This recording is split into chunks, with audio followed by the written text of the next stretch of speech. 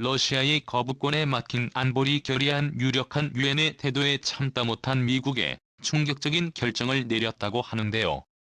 바로 러시아와 중국을 배제한 유엔을 새로 구성하고 한국을 새로운 상임이사국으로 추대하겠다는 것이죠. 한국의 상임이사국에 들어간다는 소식에 일본 정부는 충격에 빠졌다고 합니다. 일본의 항의에도 불구하고 한국 중심으로 한 논의는 급물살을 타고 있습니다. 미국 정계에서는 한국과 관련된 이야기가 계속해서 나오는 상황 변화가 없던 유엔에서 큰 변화가 일어날 전망인데요. 숨가쁘게 진행되는 국제정세 속 한국의 놀라운 국제 위상에 대해 지금부터 자세하게 설명해드리겠습니다. 거부합니다. 실에 울려 퍼진 목소리는 단호했는데요. 그를 바라보는 주변 사람들의 시선이 심상치 않습니다. 모든 이들의 증오를 한몸에 받으면서도 그는 아무렇지 않게 행동했죠. 결국 그가 거부권을 행사하면서 회의는 무산되었습니다.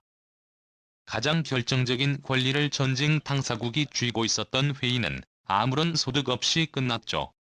유엔 본부에서 진행된 긴급회의는 예상대로 끝났습니다. 미국 뉴욕 유엔 본부에서 열린 안전보장이사회 긴급회의 결의안에는 러시아에 대한 대규모 제재안과 즉각적인 처분이 담겨 있었습니다. 하지만 유엔 상임이사국으로 권리를 행사하는 러시아가 이를 가만히 두질 않았습니다. 회의에 참석한 바실리 레벤자 러시아 대사는 미국이 채택한 결의안에 바로 거부권을 행사하며 이를 무력화시켰죠. 애초부터 상임이사국 지위에 있는 러시아가 전쟁 당사국이기에 유엔에서 어떠한 결의안이 올라와도 통과하는 건 불가능에 가깝습니다.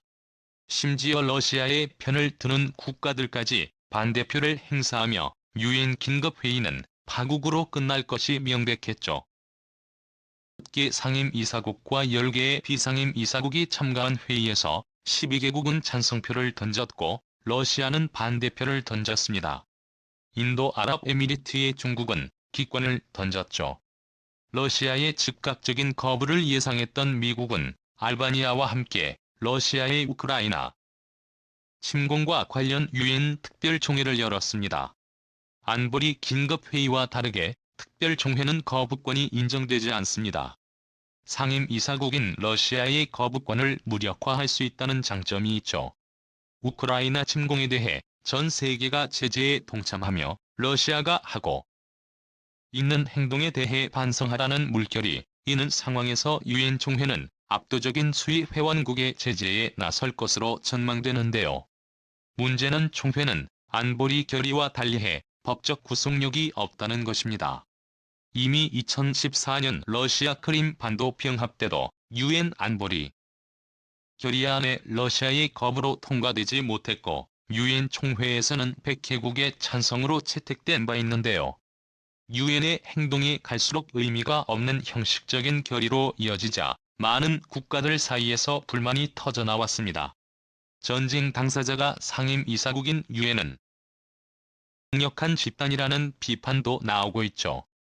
파멜라 차색 뉴욕 맨해튼 대학교 정치학과 학과장은 인터뷰를 통해 본질적으로 유엔은 여에게 답장을 맡기고 있다고 말하며 냉전 이전 시대의 상태와 별반 다를 것이 없다고 꼬집었습니다. 미국은 유엔을 더 이상 묵과할 이유가 없었습니다.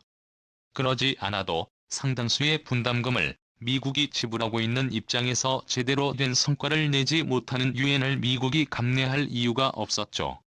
분담금을 지불하는 다른 유럽 국가들 역시 마찬가지였습니다. 이에 미국은 유엔을 버리고 새로운 판을 짜기로 결심했는데요.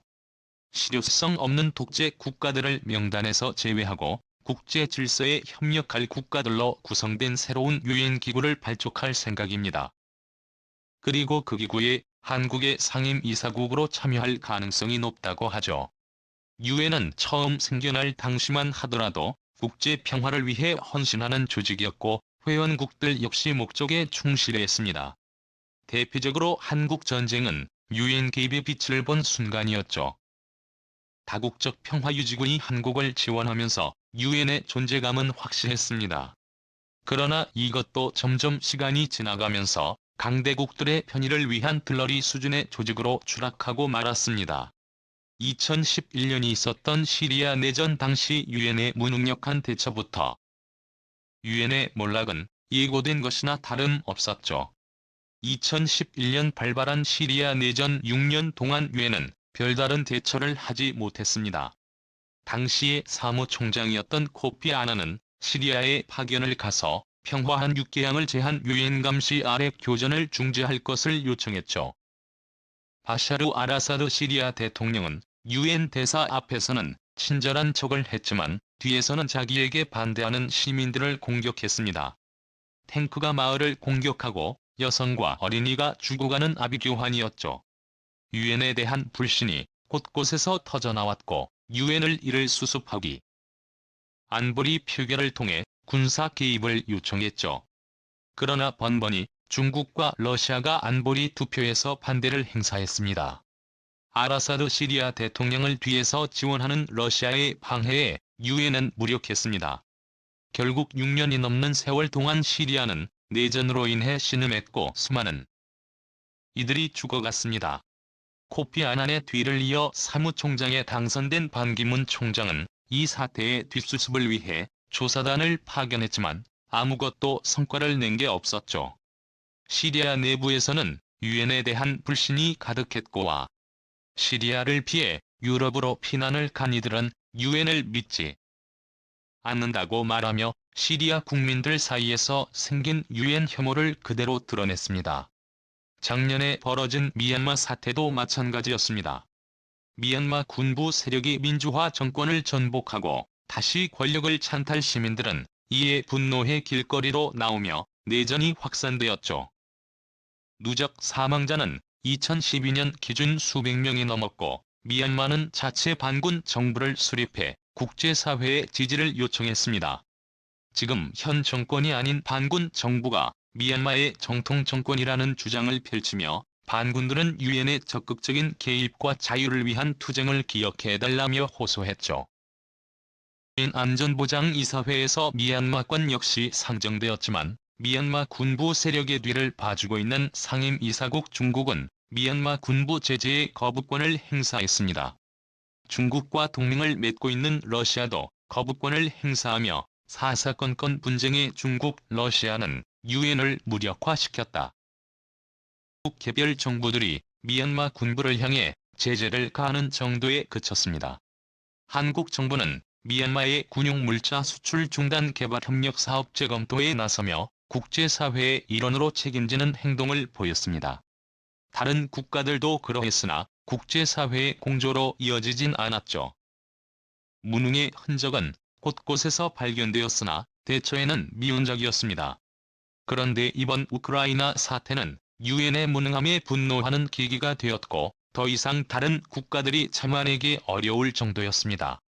미국에서는 즉각 반응을 미 하원은 유엔 안전보장이사회에서 러시아를 몰아내는 방안에 대해 논의해 안보리에서 러시아를 퇴출하자는 결의안을 작성했다고 밝혔습니다. 하원 외교위원회 소속 공화당 클라우디아 테니 의원이 주도해 민주당 의원들과 함께 이번 반응을 참으면 안 된다고 결의한 것이죠. 유엔 헌장 23조를 수정해 안보리 상임이사국에서 러시아를 배제하자는 것이 주요 골자인 이 법안은 사실 현실적인 성공 가능성이 거의 없는 법안인데요. 러시아에서 거부권을 행사하면 통과될 수 없는 내용이기 때문이죠. 그러나 이 소식이 전해지면서 미국 워싱턴 정가에서는 새 조직을 꾸리고 중국을 러시아를 배제한 국제기구 창설에 대한 논의가 물살을 탔다고 합니다. 미국을 중심으로 서유럽과 아프리카, 아시아 국가들을 따로 부르고 상임이사회 구성을 현재 미국, 영국, 프랑스, 중국, 러시아가 아닌 미국, 영국, 프랑스와 한국과 인도, 독일과 노르웨이 등 주요 선진국들을 포함시키는 구성으로 재편하겠다는 것이 주요 논의 내용입니다. 특히 논의의 핵심으로 한국이 꼽혔는데요. 미국의 주요 동맹국이자 G7 회의에 갈 정도로 영향력을 넓힌 대한민국의 상임이사국 지위에 올라가는 것은 당연하다는 의견이 미 정계에서 나왔다고 합니다. 일본이 강한 반발에 나섰지만 이 소리는 묻혔다고 하죠. 드미트로 콜롬비아와 우크라이나 외교장관은 미국 뉴욕 유엔 본부에서 열린 유엔 총회에 참석해 러시아가 국제법을 위반한 것에 대해 제재가 필요할 것을, 세계 질서의 종말을 앞당긴 러시아의 책임을 것을 요청했죠. 라체제 라스토에바 불가리아 대사는 우크라이나의 연설에 당신들은 혼자가 아니다고 말하며 강력한 지지 의사를 보냈습니다. 터키와 일본 등 각국 대사들 역시 지지 발언을 보내며 우크라이나 문제에 있어서 남이 아니라는 인식을 공유했습니다. 세계 모든 국가들이 공감하는 가운데 오로지 중국과 러시아 등 전쟁 범죄를 저지르는 국가들이 유엔을 허수아비로 만들고 있는 상황. 국제 평화를 위해 더는 좌시할 수 없습니다. 유엔 인권이사회 자문위원 인장직을 허진 치글러는 유엔을 말하다라는 책에서 유엔의 행동함과 왜곡된 현실을 폭넓일 직부터 중국과 러시아가 장기적으로 유엔을 망가뜨릴 것이라는 예언을 했죠. 실제로 그의 예언은 정확하게 맞아떨어졌습니다. 외교적으로 고립되고 있는 러시아와 중국을 배제할 필요가 있습니다. 그동안 생긴 모든 고통의 뒤에는 이들 국가가 있었습니다. 이제는 한국도 행동에 나설 필요가 있습니다. 새로운 판을 짜고 있는 미국과 손을 잡아 한국의 신체제에 기여하길 바라며 미국이 내민 손을 한국이 붙잡아 새로운 상임이사국으로서 한국이 책임을 다하길 기원하겠습니다. 다음은 관객들의 입니다. 새로운 유엔 기구를 만들겠다는 주장에 동의합니다. 아무리 선거를 통해서 제도를 바꾸더라도 독재적인 요소가 크고 장기적인 집권을 하려는 제도나 법은 인정할 수 없도록 근본적으로 민주주의 선거 제도를 고쳐야 할 것입니다. 예를 든다면 수상직이나 국제 대통령직 등을 사회에 이상 못하게 한다든지 임기도 1회에 4년 혹은 5년으로 국제적 규정 필요하다는 견해입니다. 이렇게 가는 길이 세계 평화를 위한 길입니다. 대한민국 만세. 아주 좋은 아이디어네요. 진작부터 이런 발상을 해야 했습니다. 러시아나 중국은 세계에서 추방되어야 제정신을 차릴 국가입니다. 전쟁을 취미로 하는 국가 대해 2차 대전을 일으킨 당사자들을 제대로 대가를 지불할 순간이 다가온 것 같습니다. 반가운 소식이네요. 꼭 그렇게 되기를 바라고 유엔 본부도 한국에 유치되기를 기원합니다. 선진국으로서 경제 군사적인 부분 개입해야 많은 나라들이 우리를 따를 것입니다. 말맞다나 현재 유엔은 그 존재 가치를 일찌감치 상실했습니다. 새로운 기구를 조속하게 창설하여 타 국가의 초대로 대한민국이 상임이사국으로 자리잡아 선진국으로서의 역할을 다하기를 바람하지 않습니다. 대한민국 파이팅! 상임이사국을 10개국으로 늘리고 안건의 대한 찬성 비율의 만장일치가 아닌 7명 찬성으로 바꾸면 양호할 때 중국, 러시아가 있어도 별 영향력을 못 발휘할 테니 민주주의 연맹으로 가야죠. 일정 수준의 민주주의를 실현한 나라를 기준으로 경제력, 군사력이 받쳐줘야 상임이사국이 될 수 있도록 당연히 독재국가 공산국 간에 제외되어야 하죠. 동아시아는 이미 끝난 상황이에요. 동서남북의 불량 국가들 분위기에 아시아에선 대한민국이 새로운 강대국으로서 유엔에서 강력한 발언권을 가질 것이며 배합은 주변국들은 모종의 국제전을 일으킬 수 있어야 합니다. 향후 10년 정도 대한민국이 군사력을 꾸준히 증강한다면 상황은 반기입니다. 대한민국 조금만 더 힘냅시다. 새로운 유엔 창설, 이 정말 필요해 보입니다.